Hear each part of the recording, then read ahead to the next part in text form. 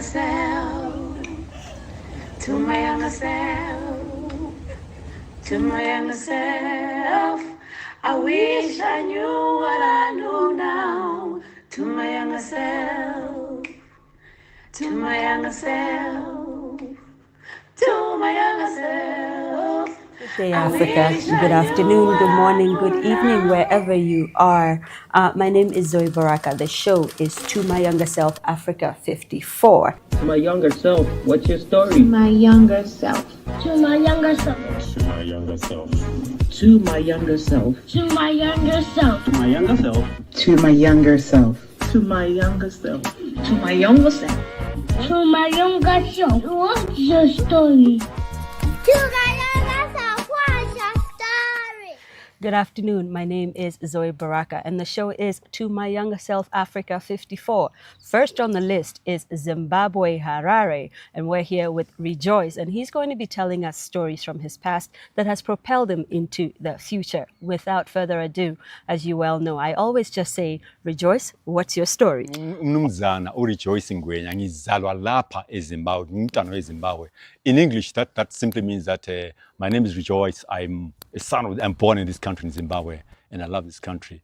In Shona, which is spoken on the northern side of Zimbabwe, I would say, ini ndinonzi zita rangu ndinonzi Rejoice Ngwenya.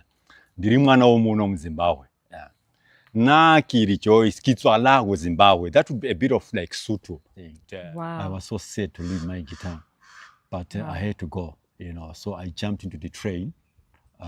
You needed a passport to get on the train. Of course. Wow. There were two ways of crossing the border. Mm-hmm. You'd either cross the border using the conventional means, the railway train, or you'd walk through the bush. But then the bush was already dangerous because remember it was during the war. Yeah. So there was a state of siege. So if they caught you, you could be in a lot of trouble. Boy, I mean, in fact, what would you be doing risking your life crossing the border on foot?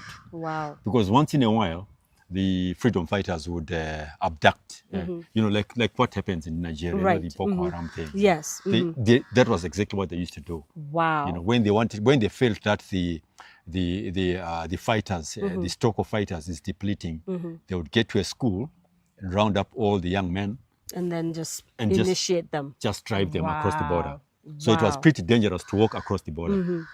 So I jumped into the train and I went to Gaborone. Because my uncle, my brother's, my mother's brother was staying further down, Botswana.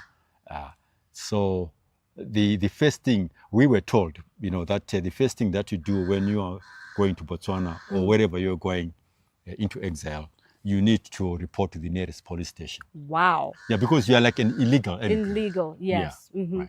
So that's me. I go to the police station.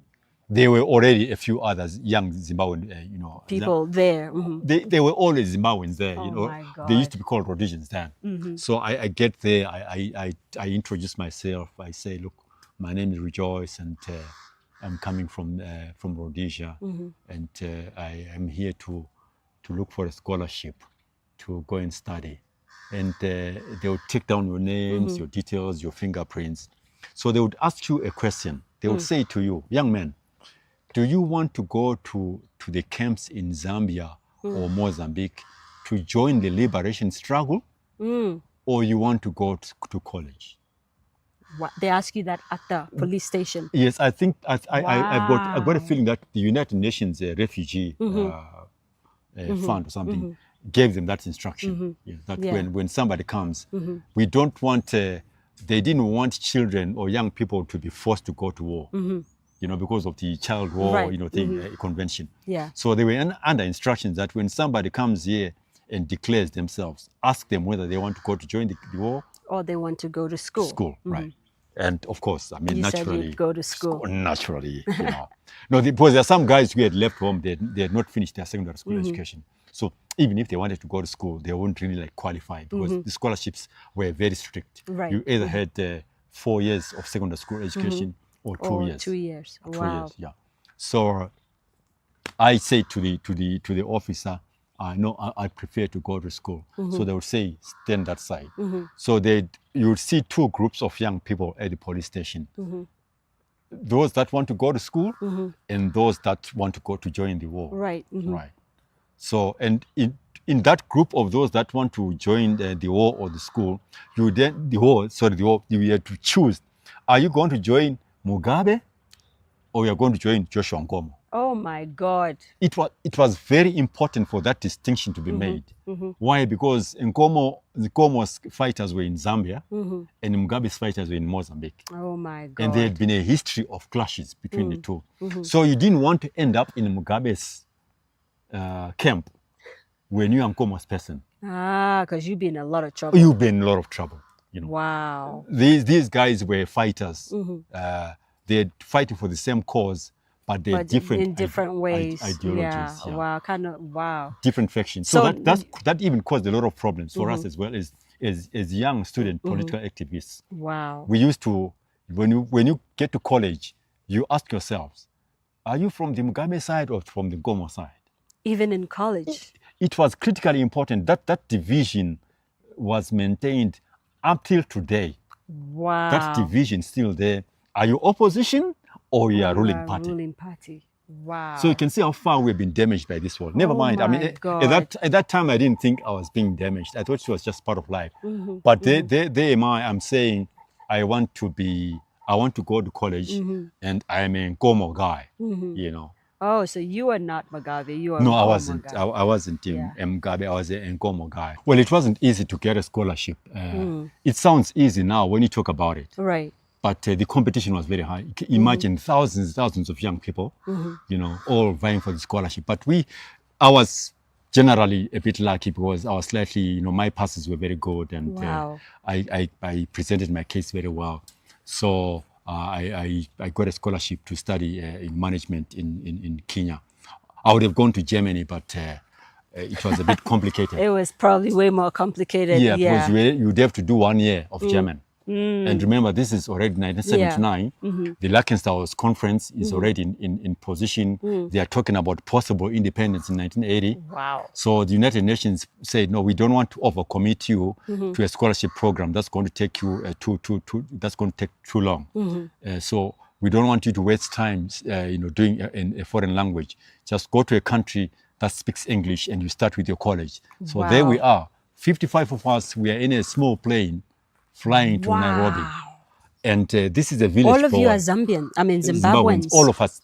My goodness. All of us, you know, because scholarships were generally meant for Zimbabweans. For Zimbabweans at that time. At that time, yeah. We are all the 55 of us now on this plane and imagine you coming from the village and this is the first time you've ever been in an aeroplane. Oh my God. It was such an experience. Wow. I wished at that time there was you know, internet and and phones, so you could go like, this is my first time. Yeah, but we used to have some. They used to call them 35 millimeter. Yes, cameras. You know, yes, with negatives. Yes, you know, so oh much. My God, do you have pictures of that? I've got plenty of pictures of that. Oh, you're gonna have to send us some of those. I'm gonna, wow. and most of those pictures are college pictures. Yeah.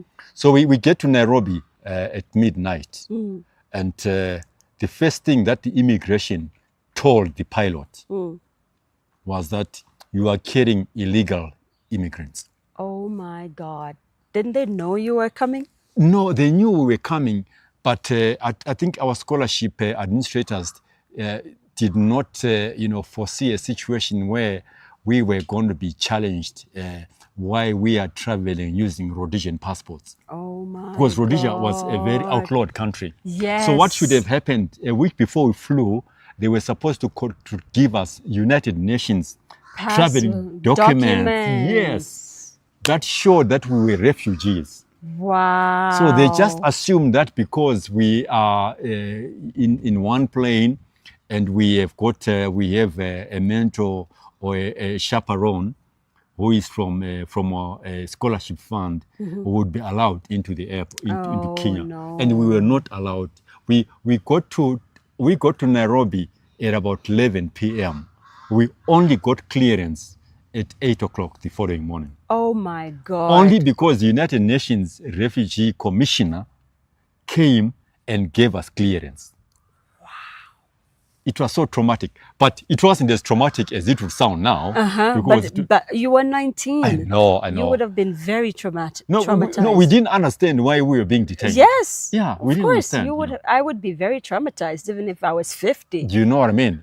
Wow. But it was fun because, you're all like 50. You're in a group, there's 55 of you, you're still making fun and we noise. Definitely knew we were not going back to Botswana. That we knew. Because at that time, Seretse Khama was still the president of Botswana. And he was a gentleman. He was such a beauty, Wow. So there was no way you would have allowed us to be flown back to Botswana. Wow. So 8 o'clock we were cleared a.m. and we are driving in hired buses into Nairobi. For the first time, I was in an independent African country. Oh my God. The feeling. Did you felt good? It was so good. Looking out of the window, seeing, the matatus are like these unofficial buses. Yes. The markets. The little the kind of scooters. Yes. Oh the kind my of things God. that I used to read about in Chinua Achebe's novels. Novels, yeah.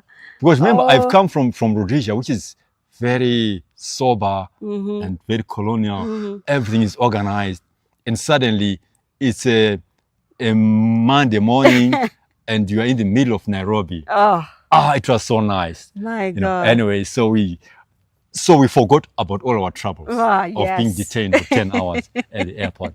Then we were driven to the hotel and so forth. So that's us there. Wow. Now, college life was so exciting. I mean, I always say to my children, I used to say to them, if you have missed college life, you have nothing. You have nothing. Oh, Dad, is that true? Yeah, it's true. But now I'm sure they know because they've been to college. Yeah. So we get organized and different departments, those who want to go to do this and that, the usual thing. Right. But because I was a very social animal by nature, I needed to experience. Express yourself too. Just be a part of it. Exactly. Be part of that vibe, moving up and down on River Road and Julius Nyerere Way and company. It was so much fun. And I fell in love. You know what I mean? Always. You met a woman. I met a woman. I was 19, but she was hot. How old was she? No, she was about, I think she was 18 or 17. Oh my God. I think I was like 2 years older than her. From Kenya? No. Oh. I'd seen her in the plane. But she was one of the people in the plane. She's one of the people. You were eyeing her a little bit. Passenger 53 or something. No, I actually when I spoke to her, we were doing college registration. After about 2 or so days, we were given a bit of time to rest. But we were no longer being called refugees. Now we're now students. That made you feel good. It made us feel good. Yeah. Wow. So I chatted to her. I thought I saw you in the plane. Yeah, okay, I saw you there. But it wasn't at that time. It wasn't serious. But I began to feel real in love. Remember I grew up with girls. Yes. So I know what girl is like thing a top class girl is. You know what I mean? Yeah. So in our generation, it wasn't the same as now where you can send an SMS to say hi. Right. Whatever. Can I take you out? You had to write a letter? I had to write a letter. Ooh. Good Lord, I didn't have to slip it under a box or something. But I enjoyed school. I enjoyed college. I was pretty bright. I mean, the school principal or college chancellor, whatever I wanted to call him, they picked it very early that I'm a smart kid, very, very early. So within about 2 or so weeks, I had been given specific duties, and even my allowance was slightly better than the average guy. You guys were given allowance too. In fact, that was part of the United Nations, protocol that whenever anybody's on scholarship, they give them a stipend. They give them a stipend. You can decide whether to stay as a group or to go and live wherever you want to live. But it was good enough for you to be able to pay your rent, to buy your food, to buy your clothes and to then buy your some books. Yeah, Wow. it was, that's how good it was. Wow. You know, so we were pretty comfortable. I think the United Nations or whoever decided this, they didn't want the beneficiaries of their scholarships to be miserable. To be miserable. Because it would be forced to. I know that in UK, in Europe, some students used to go and work, you know, to make more money. But in Africa, we never did that. We never, because African governments, they wouldn't allow us to work anyway. The African. So this that. is I really, and I'm doing my first year, and the love of my life. It's not that I didn't have girls, you know, I didn't have friends at the village, right? But they were not like her. You know, she was a bit. She cool, was a. Yeah. Wow. And then she fell pregnant. Whoa. Yeah. I think back, I was like, oh, I was a trouble causer, really. How can a 20-year-old make a 90? You know, you can understand. You know, right. I remember that I said in my village, it was very conservative. Right. You know, so you found freedom suddenly, and you just took it and run. When I talk about freedom, people don't understand why I love freedom. Freedom is good because it opens your mind, but it also makes you make mistakes. Right. Wow. But you need to be able to learn from those mistakes. Right. You know, wow. to come out of it. Because if you blame freedom for your mistakes, you can't be able to convince people to be free. This is true. Yeah. Yeah. So you need to allow people to make mistakes. I've heard African governments say to us, we can't give you too much freedom. And I am a human rights activist. I will always say to government policymakers, there is no such thing as too much freedom. That's too much freedom. It's like saying there's too much love. Or too much sun. Or too much sun. Oh, there could be. Yeah. This is true. So she's pregnant now, and then what happens? Right. Remember, I was a bright kid. So I went to the school head. I said, my girlfriend is pregnant. I said, what? So you were reading books at the same time? And I call it, bro. You know, it's okay, you know. But I can tell you that the issue of abortion, it was discussed at other quarters, but for me, it was not a thing. Yeah. Yeah. Wow. But we were cancelled. Yeah. They brought in a counselor. Wow. In the school. These guys were very organized. Wow. They gave us a counselor and explained to us the disadvantages of early parenthood. Right. And they say to us, me and my partner, you don't have to look after the child. Wow. You don't have to. You can get him adopted, or one of you would have to fly them, because at that time the country was already independent in 1980. Remember? Right. Yeah. So it was just a few months. It was a few years. If it was a year after independence. So the college said to me, you can opt to take your child out of the country, or if the mother wants to go and continue her education in Zimbabwe, she can do that here, right? Because we like you are bright. We want you to go further. We don't want this thing to spoil your life. You know, and definitely it didn't spoil my life. You know what I mean? Yeah. It made me harder. It made me more courageous and more responsible by and that more time, responsible. Right? You know, I at that time, because we received very good counseling. One counselor said to us, guys, this might look like a tragedy to you now, but if you handle this thing well, 20, 30 years from now, you would be so happy. You'll be so happy. Wow. You know, because this child has been born within your generation. But it's okay, you know, to talk about it. You know, you have to get from college after reading, you know, buy, you know, diapers and all that and all. Early parenthood is not pretty. It's not pretty. Wow. But you can take it on if you make up your mind. If you make up your mind. Wow. You know, there is no need for anybody to throw away their child or to give up their child. It's not necessary. Wow. Why? Because I'm talking about it now. 40 years down the line, my son is now a big guy in East Africa. Yes. You know what I mean? You know, when I came back, because my girlfriend then opted to bring the child back home, and so that we could continue our education unabated. So we did exactly that. She flew back home. She left the child with her aunt in Botswana, and you know, we continued our school. But You know, I tell this to my children. I've got 4 boys. You know, there are no girls in our family. Oh you my know. God! Look at that! What a turn, right? It's a big turn. 5 girls and then 4 4 boys. Yeah. God is balancing it Yeah. out. I always used to tell them, guys, don't make the mistake that I made. You know, I took an early decision. It sounds all cool and sexy now because your brother is you know, smart and all that, but he wasn't always like that. He was once a child. Yes.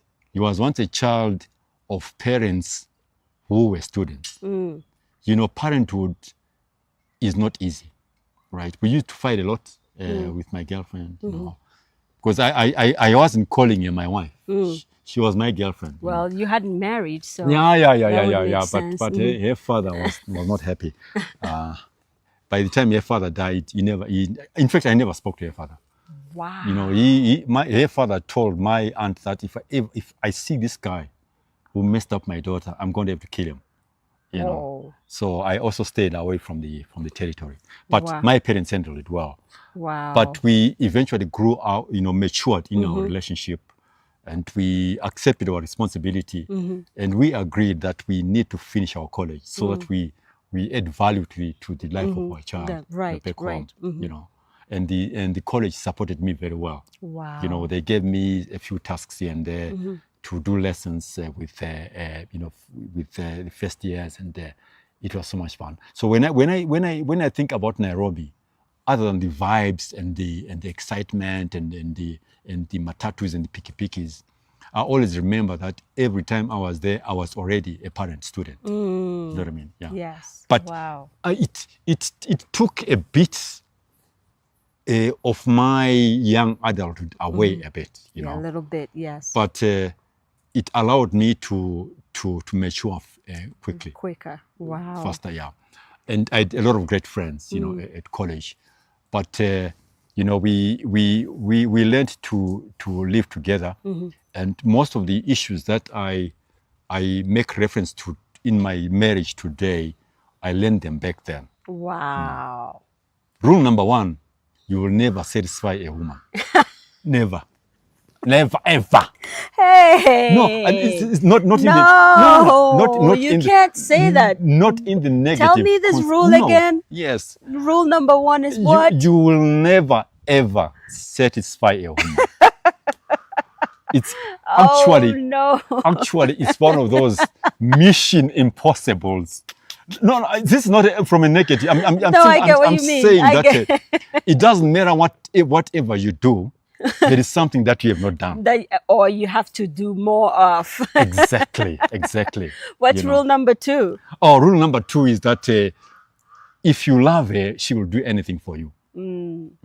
I learned that very, very early. Yeah, very, very early. Anyway, but look, you're talking about somebody who's 20, 21 and, you know, trying to grapple around with. So we used to read lots and lots of books. She used to buy lots and lots, you know, those baby magazines. Yes. You know, when she goes to a supermarket, she buys baby magazines. And I used to buy parenting magazines, you know. But most of the books the magazines were sort of like white parenting. A lot of things. You didn't really. No, it didn't apply. I mean, it was too. The principles were okay, but the practices were a bit too Eurocentric. But there were lots and lots of things that we learned.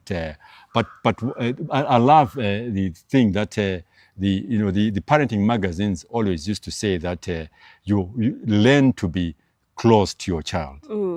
Don't do too many things that take you away from your child.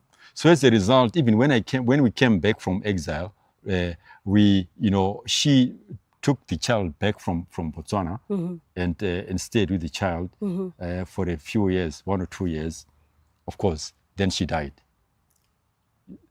That was another turning point of my life, you know. Yeah. I was really hoping that was your wife. No, unfortunately not. Unfortunately, but you know, I normally try and blame myself. Maybe if I had done this and that, but it's all water under the bridge now. So when we came from college, and we were all, you know, qualified and you know what it is. But there's something that I also learned when I was at college. It was the issue of hard work and creativity. Why I'm saying so? Because I spent a lot of time during the holidays doing lots and lots of piece of work. While the other guys were busy hanging around and drinking, I was working in an advertising agency because I was very creative by nature. You know. I spent a lot of time in the agency, closing up letters, distributing mail, and so forth. It was so much fun, but it was an opportunity for me to understand that in life if you get as much as you put in. Yes. You work hard, you get something out. You get something You out. play hard, you sleep hard, you die poor. It's that simple. This is true. There is no magic, If you play and you don't work, and the other thing, you need to be well read to be respected. Yes. You need to. We didn't have Google at that time. Yeah. Yeah. We had to buy books. The college was buying us books, thick books. Philip Kotler, Yes. the old books. And then of course the Britannicas and encyclopedias. Encyclopedias. all of You those, spent long hours at the library. It was just amazing, and my girl was always on my side. She wasn't intellectually gifted as much as I was.